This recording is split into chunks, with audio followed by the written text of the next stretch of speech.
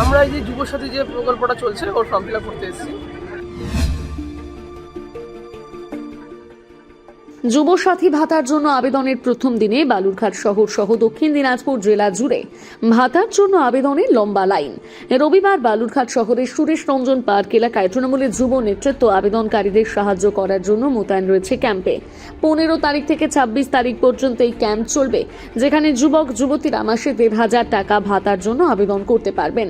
প্রথম দিনে যেভাবে মানুষের ভিড় লক্ষ্য করা গেছে, তাতে লক্ষ্মীর ভান্ডারের মতন এই প্রকল্পে সাধারণ মানুষ ঝাঁপিয়ে পড়েছে তা স্পষ্ট।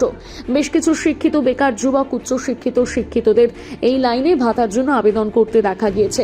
অবশ্য তারা ক্যামেরার সামনে মুখ খুলতে চায়নি। দক্ষিণ দিনাজপুরে কোথাও কোনো গন্ডগোলের খবর নেই। প্রচুর যুবক যুবতী প্রথম দিনেই ভাতার জন্য আবেদন করছেন।